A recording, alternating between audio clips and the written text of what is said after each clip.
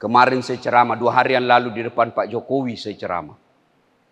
Bapak Presiden, di depan pintu surga, seluruh penghuni surga sudah mau masuk surga. Begitu mau dibuka pintu ternyata macet kuncinya Pak. Masuk lagi, tidak mau terbuka pintu. Tiba-tiba malaikat berkata, adakah yang bisa memperbaiki kunci? Maju orang pertama. Saya bisa malaikat. Siapa namamu? Momoto. Dari mana? Dari Jepang. Saya bisa memperbaiki ini, tapi biayanya 3 juta. Untuk apa 3 juta? 2 juta pergantian spare part barang. Pergantian barang yang rusak, 1 juta biaya kerja. Oke. Maju orang kedua. Saya lebih bisa. Siapa namamu? George dari Amerika. Tapi saya bisa memperbaiki lebih baik dari tadi. Tapi biayanya agak mahal. 5 juta rupiah. Kata malaikat, kenapa bisa lebih mahal? Dia bilang 2 juta biaya penelitian. Dipelajari dulu apa masalahnya. 2 juta pergantian barang rusak. 1 juta saja biaya kerja. Maju orang ketiga. Nama broker. Dari mana? Indonesia. Saya bisa lebih baik dari Jepang dan Amerika. Cuma biayanya agak lebih mahal. Berapa kau minta? 15 juta. Wih, kaget semua orang. Kenapa bisa lebih mahal? Dia dekati malaikat. Jangan ribut malaikat. 15 juta itu 5 juta untuk kamu. 5 juta untuk saya. 5 juta kasih orang Jepang dia kerja. Dia masih untung kalau dikasih 5 juta. Oh marah malaikat. Kau kira ini negaramu tendang masuk neraka. Langsung tak lempar. Ini yang rusak negara kita. Ya. Silahkan jadi pedagang. Cari nafkah apa saja. Tapi yang halal. Sahabat Nabi itu dulu. Nabi dan para sahabat. Kalau ada ceramah. Langsung dekat-dekat semua. Masapa iwere. Masapa baraka. Begitu mulai berdiri Nabi. Pada dekat. Kalau di sini saya lihat. Assalamualaikum warahmatullahi wabarakatuh. Pada jauh. Ciri-cirinya itu yang dekat-dekat dinding. Itu sudah tua kasihan. Bukan karena godaan setan. Sudah tua. Jadi wajar kalau dia jauh-jauh cari-cari panyandar-panyandar. Ciri-ciri sudah tua kasihan itu. Bukan zamannya setan. Tapi mencari duduk yang nyaman. Ibu bapak saudara-saudara sekalian. Suatu kali Nabi menuju ke perjalanan. Suatu tempat. Jadi kira-kira dari sini ya sampai ke depan pasar. Kira-kira seperti itulah. Ketika Nabi ke sana, Nabi melewati pemakaman, tapi bukan pemakaman Covid. Ya. Pemakaman biasa. Waktu Nabi lewat di kuburan itu, kompleks pemakaman, Nabi bersabda, "Ma peri-peri ko, langkahkan kakimu dengan cepat." Langsung sahabat begini semua. Sampai Nabi di tujuan. Setelah sampai di tujuan, Nabi pulang lagi. Lisusi. Kembali lagi. Rute yang sama. Melewati pemakaman. Begitu lewat pemakaman, seluruh sahabat kasih cepat lagi langkahnya. Nabi bilang, "Tidak usah, santai saja. Tidak usah buru-buru. Tidak usah buru-buru. Biasa saja jalanmu." Bertanya sahabat, "Ya Rasulullah, tadi waktu pergi, kami diperintah cepat-cepat. Sekarang tidak. Ada apa ya Rasul?" Nabi bersabda, "Andai saja kau diberi telinga seperti yang saya dengar, kau dengar ini orang disiksa di kuburnya. Ini orang dalam kubur disiksa. Tadi waktu pergi, saya tidak tega dan tidak tahan mendengar dia lama disiksa. Maka saya mau cepat jauh supaya saya tidak dengar dia disiksa. Icallai onna iye, icallai. Dek na lemuk nyawaku mangkalingai. Tidak betah saya dengar dia disiksa. Maka saya buru-buru cepat supaya saya tidak dengar. Disiksa ini dalam kubur. Pulang tidak lagi. Ibaratnya tadi waktu pergi didengar ditumbuk kepalanya. Pak, dok, cuk. Nabi kasihan. Pulang tidak ada lagi tumbuk-tumbuk. Lalu sahabat berkata, "Kenapa ya Rasul?" Nah, tadi Allah perintahkan kepada malaikat. "Hei malaikat, sudah mi, jangan lagi kau siksa dia. hentikan siksaanmu. Kenapa? Tidak mungkin ini orang kusiksa, anaknya di dunia lagi belajar mengaji, membaca basmalah. Baru anaknya membaca Bismillahirrahmanirrahim, Allah perintahkan, malaikat, sudah, jangan kau siksa ini orang tua. Kenapa mak baca bismillah? Baru membaca anaknya yang hidup Bismillahirrahmanirrahim, Allah sudah perintahkan kepada malaikat, hentikan siksaan ini orang tua dikubur. Nah, ibu bapak, saudara-saudara sekalian, terutama bapak-bapak ini yang sudah muka-muka sakaratil maut. Karena itu kalau sholat subuh, pensiun-pensiun yang banyak pak. Ini saya lihat juga ini. Sudah pada putih rambut, mulai batok-batok. Bapak-bapak, mau bayangkan bagaimana nanti dikubur? Mau bayangkan bagaimana nanti nasibnya bapak dikubur? Lihat anak sekarang. Kalau subuh seperti ini, ada anak datang ke masjid, bapak sudah tenang deh. Tenang pak. Tapi bapak sudah makin tua, makin sakit-sakit, makin jalan makin susah. Anakmu tidak pernah kau dapati di masjid. Rumahnya memang mewah, pintu-pintunya berlapis emas, proyeknya miliar-miliar, tapi kau tidak pernah mendapatinya dalam masjid berjamaah. Tidak pernah kau dapatinya sholat subuh. Tidak pernah kau dapatinya ngaji. Demi Allah, siap-siap kau sengsara nanti di kuburmu. Tapi kan ada amalku Ustadz. Ada pahalaku Ustadz. Berapa lama bisa bertahan itu pahalamu? Akan habis. Berapa lama kita bisa tahan pahala yang kita buat?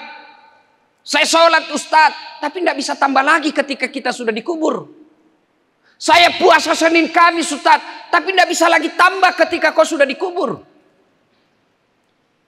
Saya umroh tiap tahun Ustadz, begitu bapak masuk kubur tidak bisa lagi umroh. Tapi amalmu yang bisa berlari terus, memproduksi terus, mengalir terus, nambah terus, meskipun kau sudah mati, adalah anak yang soleh dan soleha. Biar bapak sudah tulang-tulangnya hancur, hilang sudah di muka bumi ini, tapi selama anaknya masih mengaji, meninggal anaknya anaknya mengaji, cucu namanya, anaknya lagi mengaji, cicit namanya, anaknya, cicit. Tapi begitu bapak meninggal, bapak tinggalkan anggota DPR yang tukang tipu. Bapak tinggalkan pejabat yang korup. Bapak tinggalkan anak perempuan yang tidak pakai jilbab. Bapak tinggalkan kontraktor yang belum diresmikan perusahaannya sudah ambruk. Rugilah kalian menjadi orang tua. Dan itu hebatnya dia anak soleh. Nggak susah. Bapak mau punya doktor. S3. S1. Sarjana namanya. S2 magister namanya. S3 doktor namanya. S4 teler namanya. Pak, bisa anakmu doktor kalau dia tidak sarjana? Saya tanya, bapak-bapak bisa enggak anak kita doktor kalau tidak sarjana?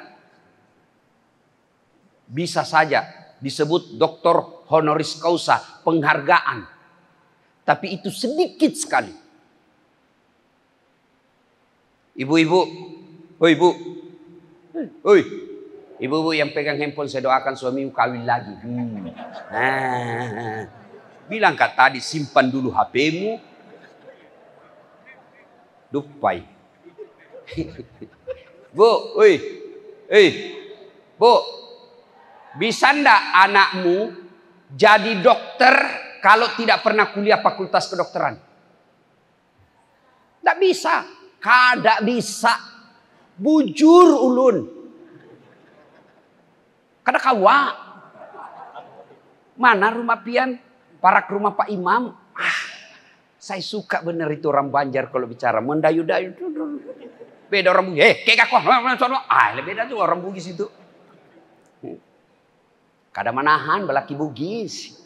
Dipadahi kada tepe. Bapak saudara-saudara sekalian, Ayo. Bisa ndak Bapak Ibu punya anak bupati kalau sedikit yang pilih di wali kota sini? Bisa ndak jadi pejabat anak kita jadi bupati kalau dia tidak ikut pilkada? Bisa? Tolong jawab ini bapak-bapak. Bisa ndak anak kita jadi bupati kalau dia tidak ikut pilkada? Bisa saja. Itu sedikit tiba-tiba meninggal. PJ namanya, pejabat.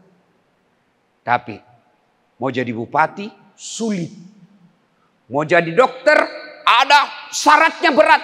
Mau jadi dokter S3 berat lagi. Tidak semua orang bisa. Tapi anak jadi soleh, soleha. Bisa ndak anak kita soleh dan soleha tidak dokter? Bisa ndak? Bisa. Bisa ndak anak kita jadi soleh dan soleha tanpa harus pilkada? Bisa. Bisa ndak anak kita soleh dan soleha padahal orang tuanya miskin? Bisa. Jadi soleh dan soleha anak kita tidak susah, tidak perlu biaya mahal, tidak perlu wajib pilkada, tidak harus sekolah tinggi-tinggi. Cukup ajarkan agama. Belajar agama tidak perlu ke luar negeri. Belajar agama tidak harus ke Jakarta. Tidak. Sini sudah ini belajar agama. Belajar agama tidak harus di pesantren. Siapa bilang wajib di pesantren anak-anak baru belajar agama? Enggak. Saya tidak pernah pesantren. Tidak pernah pondok. Bisa jadi ustadz. Dan bukan takabur. Alhamdulillah sekarang di Indonesia penceramah yang paling banyak penontonnya Das Atlati. Berapa penonton viewer saya di YouTube sekarang Pak? 184 juta. Sudah lebih penduduk Indonesia sedekahnya. Dan dia tidak pernah mondok. Bagaimana caranya bisa Ustaz? Didik anakmu. Didik anak. Mendidik anak sudah diajarkan. Ini nih, pian-pian sabarataan. Dia bilang orang, Ustaz bagaimana Ustaz bisa mau cepat bahasa pandai belajar bapender Banjar? Gampang. Cari istri orang Banjar, cepat sudah itu. Kada wani. Apalagi kalau istri pertama mau Bugis, gerik kok. Saya bilang coba kutikam kok. Nah, mendidik anak. Kata Nabi, telutu kewajibanna tomatoilo riana nih. 3 kewajiban orang tua kepada anak. Artinya apa? Dosa pian-pian semua kalau kada memberinya. 3. Apa itu? 1. Lahir anakmu kasih nama yang baik. Maka begitu lahir anak, telepon ulama, telepon ustadz. Ustadz, saya lahiran, tolong kasih nama anak saya Ustadz. Kalau bisa jangan ke SMS, jangan ke WhatsApp, telepon sebagai kemuliaannya itu ulama. Ini kamu SMS. Sudah SMS saya lagi kok suruh bayar. Ada juga itu SMS saya Pak. Nomor ini gagal mengirim pesan. Jika Anda setuju membayar Rp460 ketik yes. Kau sudah mau dikasih nama kita lagi kau suruh bayar. Seke. Ya. Telepon. Lebih bagus kalau kau sekampung datangi itu ulama. Bukan kau muliakan Das Atlatifnya, tapi kau memuliakan ulamamu. Dan itu ajaran agama. Jangan kalau pejabat kau datangi, kau cium tangannya, padahal baru tanda tangan korupsi. Tukang tipu, pembohong, kau muliakan, datang di rumah. Iya Pak, iya. Beleng-beleng. Ustadz, guru, ada anak saya nih. Lahiran, monggo kasih nama Ustadz. Saya mau dia penghafal Quran. Apa nama? Perempuan. Kasihlah nama Hafizah. Karena begitu dipanggil Hafizah artinya wahai penghafal Quran. Semua yang panggil dia doakan anakmu jadi penghafal Quran. Kasih nama yang baik. Jangan nama yang baik nama artis. Apa nama artis itu? Kasih nama-nama ulama. Nah, saya kasih kau nama Khalid. Itu ada sahabat Nabi dulu. Panglima perangnya Umar bin Khattab. Menyebarkan Islam gagah perkasa. Tidak ada satu jengkal pun badannya yang tidak ada bekas perang. Bekas-bekas parang, bekas tombak, bekas panah, penuh badannya. Karena apa? Menyebarkan Islam. Saya mau kau seperti itu nak. Khalid bin Walid. Akhir perempuan. Nak, saya mau kasih kau nama Sumayyah. Siapa Sumayyah? Inilah umat Islam pertama yang mati syahid. Orang Islam pertama yang mati mempertahankan kemuliaan Muhammad sallallahu alaihi wasallam. Disuruh menghina Muhammad tapi diludahi mukanya Abu Jahal. Marah Abu Jahal, dia tombak, meninggal dia Pak, diikat. Saya mau kau seperti itu cintamu kepada nabimu. Kau pertaruhkan nyawamu demi memuliakan nabimu nak. Saya mau kau seperti itu. Lahir anaknya, nak saya kasih kau nama Lionel Messi. Saya mau kau jago main bola seperti Lionel Messi. Lionel Messi baru PC. Bagaimana mau jago main bola? Nah sampai sekarang PSSI selalu ribut. Ribut lagi. Kalah lagi PSM kemarin sama Borneo. Sekali PSM, tetap PSM. Hidup PSM. Ayo, satu kasih nama yang baik. Itulah dulu orang-orang Bugis Pak, kalau dia kasih namanya. Karena kasihan mereka belum tahu kalimat-kalimat Arab. Mereka belum tahu bahasa-bahasa Arab. Maka mereka memberikan nama-namanya anaknya yang ada marwah di dalamnya. Ada harapan besar di dalamnya. Kasih nama, nak, namamu siapa? Latan Ritetah. Itu artinya tidak ada yang berani sama kamu. Nah, saya kasih kau nama Laten Risau. Apa artinya? Tidak terkalahkan. Orang Bugis. Ada juga Ambo-Ambo. Ambo Dale. Murah rezekinya. Ambo Upe. Selalu beruntung. Ambo Saka. Tidak pernah lolos pilkada. Itu orang Bugis kalau banyak anaknya lahir meninggal lagi. Hidup satu. Maka dia kasih namanya Ambo Saka. Enggak? Atau biasa juga ambot tuo. Ada juga ambot tang yang banyak di bengkel. Ambot tang. Kalau dia suka jual perhiasan ambot intang. Macam-macam. Itu harapan, doa. Orang Jawa juga begitu. Saya tidak bisa jelaskan nama-nama Jawa tapi begitu juga pasti. Joko Widodo. Susilo Bambang Yudhoyono. Banyak O-nya kalau orang-orang Jawa. Itu pasti ada harapan di dalamnya. Kasih nama yang baik. Yang kedua, setelah kasih nama yang baik, beri makan. Pandai. Tapi ingat ketika memberi makan anak, halalan, thayyiban, wasi'an. Cari nafkah. Allah tidak larang kau jadi pedagang. Tapi jadi pedagang yang jujur. Jangan kau tipu pembelimu. Datanglah orang kasihan dari Berau ke Samarinda belanja. Begitu sampai di Samarinda, berjam-jam dia jalan dari Berau naik mobil. Seharian macet lagi dengan harapan membeli barang yang bagus di kota Samarinda. Dia tidak beli di Berau padahal dijual. Tapi dia lebih yakin barang di Samarinda lebih baik. Ketemu pedagang tukang tipu. Bagus ini, bujur. Asli, bujur. Demi Allah. Padahal palsu. Sampai kasihan di Berau. Baru 2 bulan dia pakai. Hancur padahal itu uang penderitaannya dibelikan. Ternyata kau tipu. Bagaimana anakmu mau halal? Kenapa? Kau kasih makan anakmu uang haram. Maka anakmu keras hatinya. Kau tipu orang ketika kau berdagang. Allah tidak larang kau jadi kontraktor. Tapi jangan kau menipu proyek. Allah tidak larang kau jadi calo. Tapi jangan menipu orang. Pernah dengar ini, baru-baru ada kisah ini. Kemarin saya ceramah, 2 hari yang lalu di depan Pak Jokowi saya ceramah.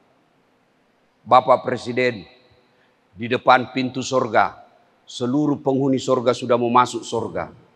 Begitu mau dibuka pintu ternyata macet kuncinya Pak. masuk lagi. Tidak mau terbuka pintu. Tiba-tiba malaikat berkata, adakah yang bisa memperbaiki kunci? Maju orang pertama. Saya bisa, malaikat. Siapa namamu? Momoto. Dari mana? Dari Jepang. Saya bisa memperbaiki ini, tapi biayanya 3 juta. Untuk apa 3 juta? 2 juta pergantian spare part barang. Pergantian barang yang rusak, 1 juta biaya kerja. Oke. Maju orang kedua. Saya lebih bisa. Siapa namamu? George dari Amerika. Tapi saya bisa memperbaiki lebih baik dari tadi. Tapi biayanya agak mahal. 5 juta rupiah. Kata malaikat, kenapa bisa lebih mahal? Dia bilang 2 juta biaya penelitian. Dipelajari dulu apa masalahnya. 2 juta pergantian barang rusak. 1 juta saja biaya kerja. Maju orang ketiga. Nama broker. Dari mana? Indonesia. Saya bisa lebih baik dari Jepang dan Amerika. Cuma biayanya agak lebih mahal. Berapa kau minta? 15 juta. Wih, kaget semua orang. Kenapa bisa lebih mahal? Dia dekati malaikat. Jangan ribut malaikat. 15 juta itu 5 juta untuk kamu. 5 juta untuk saya. 5 juta kasih orang Jepang dia kerja. Dia masih untung kalau dikasih 5 juta. Oh, marah malaikat. Kau kira ini negaramu, tendang masuk neraka. Langsung tak lempar. Ini yang rusak negara kita. Ya, silahkan jadi pedagang. Cari nafkah apa saja. Tapi yang halal. Kenapa ya anak saya itu begal sekali, Ustaz? Susah dinasehati. Lain dikata, lain dia lakukan. Terlalu sering kau kasih makan uang haram anak. Yang ketiga, kata Nabi, cara kewajiban orang tua kepada anaknya, mendidiknya. Didik anak, boleh kau baca buku riset dari Amerika. Boleh kau baca hasil penelitian dari Eropa. Boleh. Tapi keliru mendidik anak tidak membuka Quran. Buka Quran. Quran mendidik. Ya bunayya, wahai anakku, la tusyrik billah. Jangan kau serikatkan Allah. Maka pendidikan pertama kepada anak ketika dia sudah mulai balik, maka pertama ajarkan anak kita la ilaha illallah Muhammadur Rasulullah. Tidak Tuhan selain Allah dan Muhammad adalah utusan Allah. Nah, besok-besok ketemu sama orang, jenggotnya sampai di perut, gamisnya luar biasa, baunya bau Makkah, ayat dia hafal 1 Al-Quran, semua hadis dia kuasai. Tapi dia mengaku nabi, langsung kau tinggalkan. Haram kau percaya sama dia. Itu akidah. Nah, besok-besok kau ketemu penceramah. Dia hebat dakwanya, hebat ceramahnya. Tapi dia mengatakan ada Tuhan selain Allah. Semua agama sama di muka bumi ini. Nasrani, Kristen, Katolik, Yahudi sama saja di hadapan Allah. Tinggalkan kajian itu. Bagi kita orang Islam, la ilaha illallah, tiada Tuhan selain Allah. Allah adalah Tuhannya Islam. Kalau ada yang mengatakan Tuhan ini, Tuhan ini, Tuhan ini, tinggalkan pengajian itu tanpa kau harus maki-maki. Tinggalkan saja. Itu namanya akidah. Ajari akidah anak kita dari kecil. Ada yang hina agamamu, nak, kau lebih baik mati daripada orang kau biarkan menghina agamamu. Itu akidah. Nah, ajarkan. La tusyrik billah. Ayat berikutnya dijelaskan dalam surah itu. Kamu berjalan di muka bumi, nak, jangan kau sombong. Itu kalau Al-Quran itu menjelaskan anak-anak yang hebat. Al-Quran katakan, tinggalkanlah anakmu seperti pohon yang akarnya menjulang ke bawah. Banyak akarnya dan kuat. Kena angin, kalau pohon kuat akarnya, kena angin paling rebah, naik lagi. Kena angin kencang, naik lagi. Kenapa? Karena akarnya kuat. Itu akar menurut para ahli tafsir akidah. Kalau dia akidahnya baik, dia bergaul kemana saja, cobaan apa saja dialami, dia tidak akan jatuh. Paling dia bengkok, naik lagi. Akidahnya kuat. Lalu Quran lagi menggambarkannya, dan dahan rantingnya kokoh naik ke atas. Artinya apa? Dia punya rumah yang baik. Dia punya sistem ekonomi yang mapan. Dia punya kehidupan yang baik. Tapi yang ketiga, anak yang baik itu kita tinggalkan menurut Quran. Dia punya buah yang banyak dinikmati orang. Artinya apa? Kuat akidahnya, bagus ekonominya, tapi dia dermawan, hartanya dinikmati oleh orang banyak. Itulah anak yang baik. Nah, ibu bapak, saudara-saudara sekalian. Setelah kita kasih makan yang halal, kita didik, kasih nama yang bagus. Jangan pernah melupakan bahwa hidayah datang dari Allah. Maka kita doakan. Selesai sholat bapak doakan. Allahumma rabbi habli minas sholihin. Tidak harus Dasat Latif yang doakan. Tidak harus guru kita yang doakan. Siapa saja yang doakan. Boleh. Tapi lebih utama dari bibir ibunya yang doakan.